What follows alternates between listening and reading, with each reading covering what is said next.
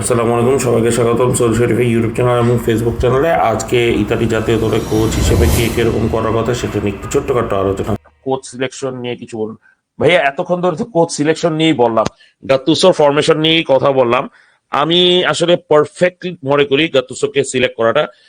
আপনারা সব জায়গায় এটা দেখতে পারেন যে গাতুসো আসলে বড় ট্যাকটিশিয়ান না, গাতুসো ইমোশন দিয়ে খেলে, অ্যাগ্রেসিভ একটা প্লেয়ার। বাট আমি মনে করি ইটস আ পারফেক্ট চয়েস। মানে আপনার সত্য কথা যেটা, যে আমরা মানচিনি নিয়ে খেলেছি, মানচিনি নিয়ে আমরা একটা ট্রফি জিতেছি। Mancini is a winner, so সে একটা ট্রফি আমাদেরকে জিতিয়ে দিয়েছে। স্পেলের থেকে আমরা নিয়ে আশা করেছিলাম ইয়াং কিছু প্লেয়ার আসবে, এবং তাই হয়েছে। স্পেলের আন্ডারে কিন্তু ইয়াং কিছু প্লেয়ার উঠে এসেছে। তার আগে আমরা যদি ভেঞ্চুরা নিয়ে আমরা বলি, ভেঞ্চুরার আন্ডারে কিন্তু ইতালি সুন্দর ফুটবল খেলা দেখিয়েছে। আনফর্চুনেটলি ভেঞ্চুরা যেটা, যে ছোট দলের বড় কোচ, এই হিসেবে ইতালি ছোট দল না, সো সে বড় কোচ হতে পারেও নাই। ইতালির হয়ে সে কিন্তু পুরা মৌসুমে সে মাত্র একটি ম্যাচ হেরেছে, দুটি ম্যাচ হেরেছে। একটা স্পেনের বিরুদ্ধে হেরেছে, আরেকটা হেরেছে আপনার সুইডেনের বিরুদ্ধে। স্পেনের বিরুদ্ধে হেরে সে গ্রুপের রানার্স আপ হয়ে প্লে অফে গেছে, এবং প্লে অফে সুইডেনের কাছে প্রথম ম্যাচ হেরে পরের ম্যাচ ড্র করে তো ওয়ার্ল্ড কাপ থেকেই বাদ গেল। তারপরে আসি মানচিনি। যখন মানচিনি আসছে, ওয়ার্ল্ড কাপ খেলতে পারি নাই, কোভিড গেল, সো ইউরো জিতে ছাড়বো, ইউরো জিতে ছেড়েছে। যখন ইউরো জিতে গেছে তখন তো আর হারানো কিছু না, Italy is the best team, সবার মধ্যে ভুরি জন্মায় গেছে। ভুরি জন্মানোর ফলে যেটা হয়েছে, এই মেসিডোনিয়ার কাছে হেরে গেছে। মেসিডোনিয়ার কাছে হেরে যাওয়াটা আসলে মূল বিষয় না। মূল বিষয় হচ্ছে সুইজারল্যান্ডের বিরুদ্ধে পেনাল্টি মিস করা, নট আদানা আয়ারল্যান্ডের বিরুদ্ধে খেলা ড্র করা। ইতালির মতো একটা দল অ্যাকচুয়ালি, এই যে মলডোভার সাথে 2-0 গোলে জিতা, ইতালি আসলে ওই টাইপের দল না। ইতালি এখন ডিফেন্সিভ দল না। তো ইতালিকে ইনোভেশন করতে হবে, নতুনত্ব আনতে হবে, এবং গাতুসো নতুনত্ব আনবে। গাতুসো এসি মিলানে কোচ ছিল 18 মাস। তো ম্যাক্সিমাম মানুষের ভুল ধারণা যে গাতুসো আসল কথা 18 মাস থেকে মিলানকে চ্যাম্পিয়ন্স লিগ খেলাইতে পারে না দেখে এসি মিলান তাকে স্যাক করিয়ে দিয়েছে। নো, ধারণাটা উল্টা। সে যখন এসেছে সে চ্যালেঞ্জ নিয়ে আসছিল যে এসি মিলানকে চ্যাম্পিয়ন্স লিগ খেলাই ছাড়বে, এবং যেটা হচ্ছে তার দলে ছিল বিগলিয়া, কালিনিচ, সুসো, বোরিনি। তো এই টাইপের প্লেয়ার গুলার নিয়ে সে চ্যাম্পিয়ন্স লিগ থেকে 1 পয়েন্টের জন্য চ্যাম্পিয়ন্স লিগ খেলতে পারেনি। এবং আমাদের বাসায় খেলাটা দেখেছিলাম, 3টা ল্যাপটপ রাখা ছিল এবং একটা টেলিভিশনের মধ্যে আমরা এসি মিলানের খেলাটা দেখছিলাম। তো 3 ল্যাপটপের মধ্যে দেখা গেছে যে 40 মিনিটের সময় এসি মিলান এগিয়ে গিয়েছে, তারপরে 60 মিনিটের সময় আবার পিছিয়ে গিয়েছে, 89 মিনিটে যখন আতালান্তা গোল দিয়ে দিয়েছে এসি মিলান আবার পিছিয়ে গেছে, এবং ওই একটা পয়েন্টেই এসি মিলান বাদ পড়ে যায়। তো পরের দিনই গাতুসো প্রেস কনফারেন্স করে বলে যে আমি আর করবো না, কারণ হচ্ছে আমি ফেইলিওর, আমি তো অ্যাকচুয়ালি পারি নাই, এবং সে ছেড়ে দেয়। তাকে কিন্তু স্যাক করা হয়নি। তো এসি মিলান ওই মৌসুমে যেটা খেলেছিল, লুকাস বিগলিয়া, কালিনিচের মতো প্লেয়ারদেরকে নিয়ে সে কিন্তু 68 পয়েন্ট তুলেছিল। সেই 68 পয়েন্ট কিন্তু এবারে জুভেন্টাস তুলতে পারে নাই, কিন্তু জুভেন্টাস কিন্তু চ্যাম্পিয়ন্স লিগ খেলতেছে। সো আমি এটাই বলতে চাচ্ছি, গাতুসো যথেষ্ট ভালো একটা কোচ। আনফর্চুনেটলি, সরি, 69 পয়েন্ট তুলেছিল এসি মিলান। তো গাতুসো যথেষ্ট ভালো একটা কোচ, কিন্তু কথা হচ্ছে গাতুসো যে জিনিসটা, ও মাথা গরম দেখতে, ওই যে মানে গন্ডারের মতো খেলতো, গন্ডারের মতো, এবং সে আসলে হাই প্রোফাইল কোন ক্লাবে যায় নাই। সো আমরা যে জিনিসটা দেখি, গাতুসো আসলে ভালো কোচ না। এবং আমরা যদি স্ট্যাটিস্টিক্স দেখি, এসি মিলানে হয়ে তার ছিল 48% উইনিং রেট। তারপর একটু বেটার টিমে গেল নাপোলি, তার ছিল 56% উইনিং রেট। আনফর্চুনেটলি সেখানেও সে চ্যাম্পিয়ন্স লিগ কোয়ালিফাই করার রেখে সে ক্লাব ছেড়ে দিছে। তারপরে যেটা গেল, সে ক্রাইসিস কোচ। যেমন ভ্যালেন্সিয়ার আপনার ফাইন্যান্সিয়াল ক্রাইসিস চলতেছিল, ভ্যালেন্সিয়াতে গেছে। ডিনামো, না, হাইদুক স্প্লিটে গেছে, সেখানেও ফাইন্যান্সিয়াল ক্রাইসিস চলতেছিল, থার্ড হয়েছে। কিন্তু থার্ডটা হওয়ার পিছনে কারণ হচ্ছে রিয়েকা। রিয়েকা আনফর্চুনেটলি শকিংলি চ্যাম্পিয়ন হয়ে গেছে। আর ডিনামো জিগ্রেব তো যথেষ্ট স্ট্রং টিম ছিল। তো ওই রিয়েকা, ডিনামো জিগ্রেব ফার্স্ট, সেকেন্ড, এবং হাইদুক স্প্লিট কিন্তু থার্ড হয়েছে। কিন্তু গাতুসো যে কাজটা করে সেটা কিন্তু করে দিয়েছে। হাইদুক স্প্লিটে টোটাল 9টা নতুন প্লেয়ার সে তৈরি করে দিয়ে আসছে। এবং আনফর্চুনেটলি মালিকের সাথে গন্ডগোল হয়েছে, তাকে স্যাক করে দেওয়া হয়েছে। তাকে স্যাক কিন্তু এই কারণে করা হয় যে সে থার্ড। মালিকের সাথে গন্ডগোল হয়েছে যে সে আগামী ট্রান্সফারে এই 9টা প্লেয়ার সে সেল করবে না। মালিকের কথা হচ্ছে উই আর সেলিং ক্লাব। যাই হোক, এগুলো ইন্টারনাল খবর, এগুলো যেহেতু নিউজে আসে না, সো এইগুলো ইন্টারনাল খবর বাদ। কিন্তু গাতুসো ইজ এ পারফেক্ট চয়েস। কেন? Because of his passion. ইতালিতে এমন একটা কোচ দরকার যে হচ্ছে ইতালিয়ান খেলোয়াড়দের মধ্যে প্যাশন তৈরি করবে, এবং গাতুসো থেকে বেটার আর কেউ না। এবং গাতুসো অ্যাসিস্ট্যান্ট হিসেবে আসতেছে কিন্তু সিজার প্রানদেলি। আমরা যদি সিজার প্রানদেলির ইতিহাস ঘাটি, 2012 ইউরোতে গ্রুপ পর্যায়ে কিন্তু স্পেনের সাথে 2-2 গোলে ড্র হয়। কোন স্পেনের সাথে? যে Spain world cup winning Spain, এবং সেবারও কিন্তু স্পেন ইউরো জিতে। মনে আছে নাকি না আপনাদের 2008-এ স্পেন ইউরো জিতে, তারপর বিশ্বকাপ জিতে, এবং 2012-তে স্পেন আবার ইউরো জিতে, এবং ফাইনালটা হয়েছিল ইউরো ইতালির বিপক্ষে। আনফর্চুনেটলি আমরা 3-0 গোলে হেরে যাই। আনফর্চুনেটলি ক্রোয়েশিয়ার সাথে আমরা 0-0 গোলে আবারও ড্র করে বসি। তো ইতালি আসলে গ্রুপ চ্যাম্পিয়ন হয় না, মানে গ্রুপ চ্যাম্পিয়ন না হয়, স্পেন গ্রুপ চ্যাম্পিয়ন হয়ে যায়। তো সিজার প্রান্ডেলি কিন্তু ফিওরেন্টিনাকে নিয়ে চ্যাম্পিয়ন্স লিগে যায়। নট অনলি দ্যাট, বায়ার্ন মিউনিখের সাথে সমানে সমান খেলে ওই মৌসুমটা বায়ার্ন মিউনিখ চ্যাম্পিয়ন্স লিগ কিন্তু জিতে। একমাত্র বায়ার্ন মিউনিখ সেই মৌসুমে আপনার ইয়ার কাছে হারে, ফিওরেন্টিনার কাছে হারে। তো Cesare Prandelli one of the most attacking coach in Italy. বয়স হয়ে যাওয়ার দরুন সে কিন্তু এবারে মেইন কোচ হয়নি। তো গাতুসোর আন্ডারে সে অ্যাসিস্ট্যান্ট হিসেবে থাকবে, এবং সাথে আরেকজন অ্যাসিস্ট্যান্ট হিসেবে থাকতেছে হচ্ছে বোনুচ্চি অথবা বারজাগলি। সো সে কিন্তু টিমটাকে সাজাচ্ছে পুরো ইতালিয়ান স্টাইলে। সো সে শুধু নিজের বুদ্ধিমত্তা না, নিজের ট্যাকটিক্স ইউজ করবে, কিন্তু সে আরো কিছু মানুষের হেল্প নিয়ে, যেটা মানচিনির কথা বলবো। মানচিনি ইউরো যখন জিতে, ভিএলি ছিল অ্যাসিস্ট্যান্ট কোচ, এবং ভিএলি কিন্তু সবার মধ্যে গ্রিট তৈরি করে। আনফর্চুনেটলি ভিএলি মারা যাওয়ার পরে কিন্তু মানচিনি কিন্তু নট অনলি ইতালি থেকে স্যাক হয়, সে কিন্তু সৌদি ন্যাশনাল টিম থেকেও স্যাক হয়। এবং এখন বর্তমানে কিন্তু মানচিনি কোনো চাকরি পাচ্ছে না, কারণ কি যে ভিএলি নাই। তো গাতুসো কিন্তু ডিরেক্ট ভিএলি রোলটাই পালন করবে, প্রত্যেকটা প্লেয়ারের মধ্যে সে গ্রিট নিয়ে আসবে, ন্যাশনালিজম নিয়ে আসবে।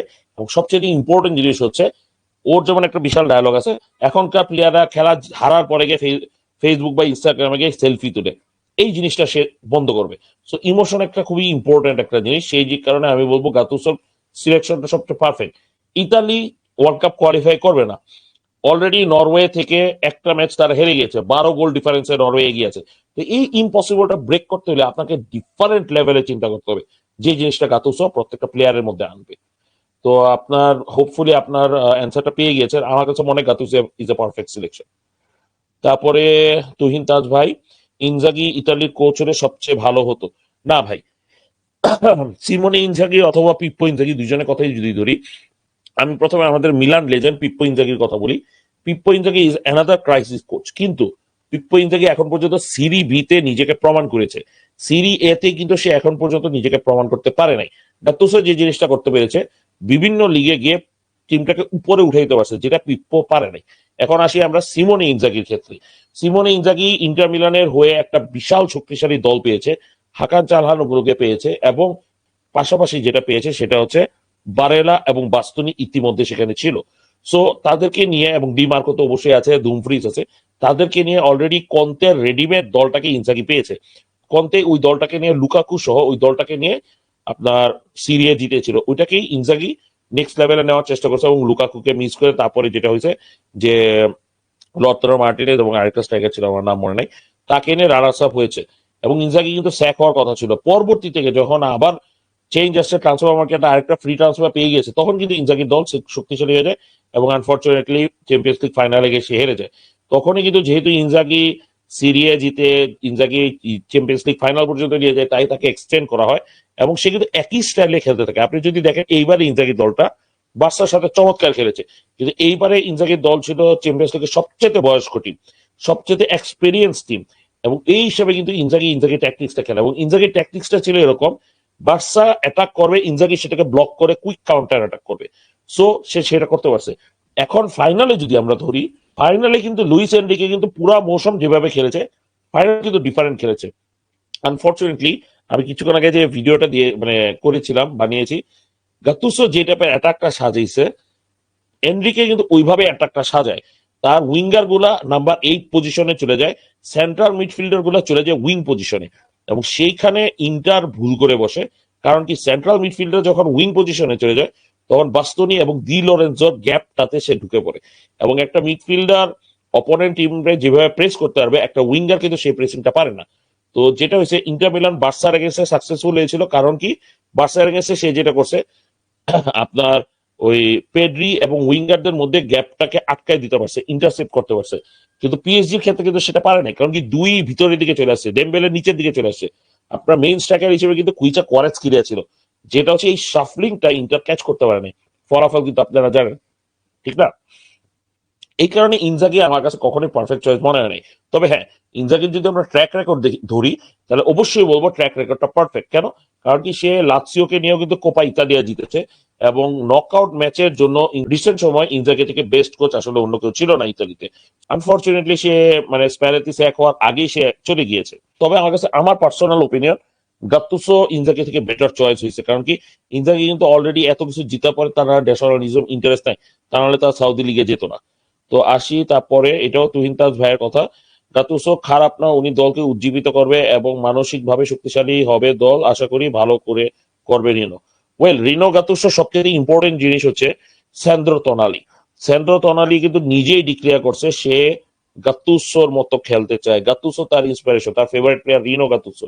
যখন এসি মিলান তাকে সাইন করে, এসি মিলানে মানে গাতুসোকে সে ফোন দিয়ে পারমিশন নেয় যে আমি নাম্বার 8 জার্সিটা নিতে চাই। এবং তাকে যখন জিজ্ঞেস করে ইন্টারভিউতে যে তোমাকে তো সবাই পিরলো বলে, সে বলে যে আমার চুলগুলো পিরলোর মতো, বাট আমার খেলা style Gattuso, I want to become a Gattuso. So গাতুসোর মতোই কিন্তু তোনালি খেলতে চায়, পুরা মাঠ দৌড়ায় খেলবে, পুরা মাঠে গোল করার চেষ্টা করবে। গাতুসো যেমন ফ্লিক করে বল মাথার মধ্যে নিয়ে সামনে আগায় যাইতো, সেই জিনিসটা কিন্তু তোনালি করার চেষ্টা করে। সো তোনালি পাসিং অবশ্যই অনেক ভালো, তাই তোনালিকে পিরলোর সাথে কম্পেয়ার করা হয়। কিন্তু আমরা কিন্তু অ্যাকচুয়ালি গাতুসো পাসিং কিন্তু দেখিনি, গাতুসো থাকাতেই কিন্তু পিরলো অনেক ভালো খেলতে পারতো। গাতুসো যেহেতু জুভেন্টাসে যায় নাই, পিরলো যখন জুভেন্টাসে যায় মার্কিসিও এবং সম্ভবত ভিদাল, মার্কিসিও ভিদাল দুইজন মিডফিল্ডার পিরলোরে গার্ড দেওয়া লাগতো। আর সেখানে কিন্তু এসি মিলানের হয়ে এবং ইতালি জাতীয় দলের হয়ে গাতুসো একলাই পিরলোকে সেভ করতো। তো পিরলো যতটা ভালো খেলছিল অনেকাংশে গাতুসোর জন্যই, এবং এই দুজনের কমিউনিকেশনটা ভালো ছিল বলেই কিন্তু ইতালির বেনিফিট হয়েছে। তো দেখা যাক, এটা ছিল আসল কথা, ওর প্যাশনের জন্য অবশ্যই মানসিক কন্ডিশন উন্নতি হবে। শুধু তাই না, প্রত্যেকটা প্লেয়ারের মধ্যে ন্যাশনালিজম আসবে, গ্রিট আসবে, জিততে হবে। আর ওই যে যেটা ইনজাগির ক্ষেত্রে বললাম, এই জিনিসটা গাতুসো বিট করতে পারবে। ইতালি এখন যাদের সাথে খেলবে সবাই কিন্তু ডিফেন্সিভ টিম, তো ডিফেন্সিভ টিমের এগেনস্টে ইনোভেটিভ আইডিয়া ছাড়া কিন্তু খেলা সম্ভব না। আপনি দেখেন এসি মিলানের কথা ধরেন, পর্তুগিজ কোচ গুলো আসছে, তারা মাদ্রিদকে হারাইছে 4-0 গোলে অথবা 3 গোলের ব্যবধানে হারাইছে, ইন্টার মিলান বার্সাকে হারাইছে, বাট যখনই ডিফেন্সিভ টিমের এগেনস্টে গেছে তারা কিন্তু পারে নাই। দেখেন আপনি লোয়ার টিমের এগেনস্টে, আপনি ইন্টারের কথা ধরেন, সাসুলোর সাথে খেলায় ইন্টার মিলান পুরো মৌসুমে 2টা ম্যাচ হারছে, 2টাই সাসুলোর এগেনস্টে হারছে। 3 নম্বর ম্যাচ হারছিল বোলোনিয়ার এগেনস্টে। সো এই তারা টাইটেল রেস থেকে বের হয়ে যেতে গেছিল। সো আপনি দেখেন যারা রেলিগেশন ব্যাটলার তাদের এগেনস্টে কিন্তু বড় বড় টিমগুলো ইতালিতে খারাপ করে, কারণ কি ইতালির ইনোভেটিভ ডিফেন্স ব্রেকিং সিস্টেমটা নাই। সো এমন একটা কোচ দরকার যে ইনোভেটিভ ডিফেন্স ব্রেকিং সিস্টেমটা তৈরি করতে পারে। গাতুসো থেকে বেটার কে, সেই ইতিমধ্যে ক্রোয়েশিয়ান লিগে কোচিং করে আসছে এবং তার টিম থার্ড হয়েছে। আমরা এটাকে ধরে নিচ্ছি হ্যাঁ তার টিম থার্ড হয়েছে, কিন্তু আপনি জাস্ট চিন্তা করেন সিরিয়ার মতো লিগে, সিরিয়াতে আমরা ছোট টিমগুলোরে বিট করতে পারি না, তাহলে ওদেরও ছোট টিমগুলোরে বিট করা কঠিন, এবং ওদের ফাইন্যান্সিয়াল কন্ডিশন কিন্তু ইতালি থেকে আরো খারাপ। সো ওইখানে যেহেতু বিট করতে পারছে, সে আরো বেটার টিমে গেলে আরো ভালো করতে পারবে। ভ্যালেন্সিয়াতে দেখেন, ভ্যালেন্সিয়া আপনার বার্সেলোনা, অ্যাটলেটিকো মাদ্রিদ, রিয়াল মাদ্রিদের এগেইনস্টে ডিফেন্স করতে হয়, সেখানে কিন্তু গাতুসো যথেষ্ট ট্রাই করছে ডিফেন্স করার, এবং সে যখনই অপেক্ষাকৃত উইক টিমের এগেইনস্টে খেলতে গেছে সে কিন্তু ডিফেন্স ব্রেক করছে। বললাম না ওই যে তখনই বললাম, গাতুসোর দল কিন্তু কখনোই 3টা গোল হজম করতে হয়নি, যেখানেই যাক তাকে ইউজুয়ালি 3টা গোল হজম করতে হয়নি। তো ডিফেন্সিভলি তার টিম ব্রেকডাউন হইলো, সে কিন্তু গোল হজমের ক্ষেত্রে কিন্তু যথেষ্ট স্ট্রং, তার টিম সহজে গোল হজম করে না। এখন আসি ইন্টারন্যাশনাল ম্যাচে, খেলা পড়বে মোলদোভা, নরওয়ে, এস্তোনিয়া এবং আরেকটা দেশ যার নাম আমি উচ্চারণ করবো না। তো তারা কিন্তু ইতালির এগেইনস্টে ডিফেন্স করবে। তো এই ডিফেন্স ব্রেক করাটা গাতুসোর ইনোভেটিভ আইডিয়াটা খুবই ইম্পর্টেন্ট ভূমিকা পালন করবে। এখন নেক্সট প্রশ্নে মোহাম্মদ মনসুর রহমান ভাই, দি লরেন্সো ন্যাশনাল টিমের পারফরমেন্স অনুযায়ী সে এখানে ন্যাশনাল টিম ডিজার্ভ করে? নো ভাই, দি লরেন্সো যদি ডিজার্ভের কথা বলি, নো ভাই, দি লরেন্সো অ্যাকচুয়ালি আর ডিজার্ভ করে না। We have to move on. The Lorenzo club ফুটবলে একজন লেজেন্ড হইতেই পারে, নাপোলির হয়ে লেজেন্ড হইতে পারে, কিন্তু আমাদের আসলে মুভ অন করার সময় হয়ে গেছে। দি মার্কো যদি ভালো না করতে পারে, আমরা দি মার্কোকেই রিপ্লেস করতে পারবো, আর সেই জায়গায় দি লরেন্সো থেকে এখন কিন্তু বেটার প্লেয়ার উঠে আসছে। ক্যাম্বিয়াসও যদি ফর্মে থাকে তাহলে ক্যাম্বিয়াসও তো আছেই। এরপর আপনার ব্রেন্টফোর্ডে খেলে কাইও দে যথেষ্ট ভালো করতেছে, আন্ডার 21 টিমে সে খেলেছে, 2টা ম্যাচ, দুটা ম্যাচে সে ভালো করেছে এবং তার এখান থেকে অ্যাটাক গুলো এসেছে। তারপরে আমরা ধরি আপনার সাভোনা আছে জুভেন্টাসে, তারপরে আপনার বেলানোভার কথা ভুলিয়ে গিয়েছিলাম, রাফায়েল বেলানোভা আছে অ্যাটালান্টাতে খেলে, ইভেন ইনজুরিতে না থাকলে হয়তো সিলেক্ট হতো।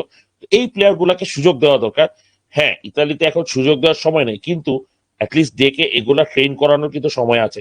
আমরা বাদ পড়বো, আমরা জানি আমরা খেলতে পারবো না ওয়ার্ল্ড কাপ, কিন্তু ট্রাই করলে সমস্যা কোথায়? তো দি লরেন্সোকে আমি চাই না আসলে ন্যাশনাল টিমে। ধন্যবাদ সবাইকে আমার ভিডিওটা কষ্ট করে দেখার জন্য, এখানেই রাখলাম। আসসালামু আলাইকুম।